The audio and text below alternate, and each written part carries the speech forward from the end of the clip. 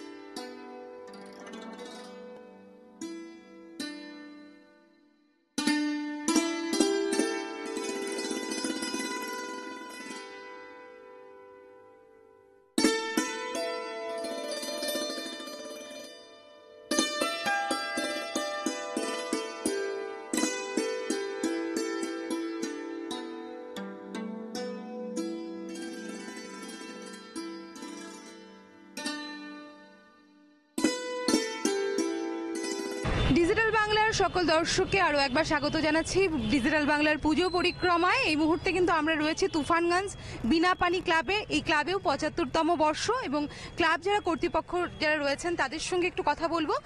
নমস্কার দাদা। এই যে মন্দির এবার তৈরি হয়েছে, এটা কি কোন কিসের উপরে তৈরি হয়েছে? আমাদের তুফানগঞ্জ নিউ টাউন দক্ষিণ সার্বজনীন শ্রী শ্রী দুর্গাপুজো কমিটি পুজো এবার করছে। আমাদের এবার গৌরবের ৭৫ বছর, যা অর্গানাইজ করছে Tufanganj new town Binapani club and library.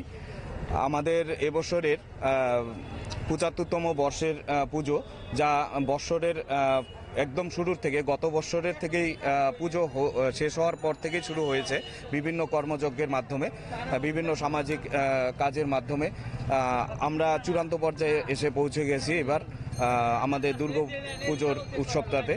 তো আমাদের যেহেতু ওয়েস্ট বেঙ্গলের একদম সর্বশেষ প্রান্ত এটা আসাম বাংলা সীমান্ত, তাই আসাম বাংলা সীমান্তের আসামের সমস্ত নাগরিকরাও এখানে আমাদের প্রতিমা দর্শনে আসেন। তাই সমস্ত দর্শকদের আমি আহ্বান করছি এবং শারদ শুভেচ্ছা জানাচ্ছি আসাম বাংলার সমস্ত মানুষদের, আমাদের উত্তরবঙ্গের মানুষদের এবারের শারদ শুভেচ্ছা জানাচ্ছি এবং আহ্বান রাখছি তারা আসুন, আমাদের প্রতিমা দর্শন করুন। আমাদের এবছরের বিশেষ আকর্ষণ হিসাবে রয়েছে ইন্দোনেশিয়ার সৌর মন্দিরের আদলে আমাদের মন্দির প্রতিষ্ঠিত হয়েছে, যা আমরা উপহার দিতে চলেছি এবারের দর্শনার্থীদের। এবং আমাদের কুমোরটুলির শিল্পী দ্বারা আমাদের প্রতিমা গড়া হয়েছে এবং চন্দননগরে লাইটিং আলোকসজ্জা রয়েছে এবং আরও অন্যান্য কর্মসূচি আমাদের রয়েছে, সামাজিক কর্মসূচি। আমাদের র্যালিও ছিল। আমাদের বাজেট রয়েছে 42 লাক্স। তো আমরা ইন্দোনেশিয়া সৌর মন্দিরের আদলে তৈরি, এটা কেন হঠাৎ করে এই চিন্তা ভাবনাটা কেন?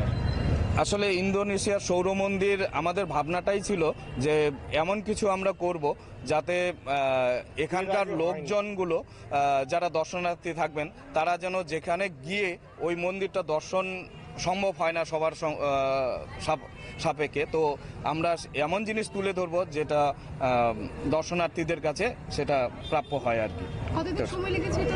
এটা তৈরি মোটামুটি আমাদের দেড় মাস আগের থেকে আমাদের এখানে কাজ হওয়া শুরু হয়েছে, কিন্তু অনেক দিন আগের থেকে আমাদের শিল্পী রাজু দে, উনি নগরদ্বীপের, ওনার বাড়িতেই অনেক কিছু তৈরি হচ্ছিল এবং আউটসাইডে উনি তৈরি অনেক দিন আগের থেকে কাজটা শুরু করে দিয়েছেন। যারা আসছেন তারা কতটা পছন্দ করছে, কতটা সাড়া পাচ্ছেন? খুবই উৎসাহ দিচ্ছেন আমাদের এবং তারা খুবই আপ্লুত হচ্ছেন। এবারের আমাদের ৭৫তম বর্ষে আমাদের খুবই উৎসাহ করে যাচ্ছেন তারা ভালো বলছেন খুবই।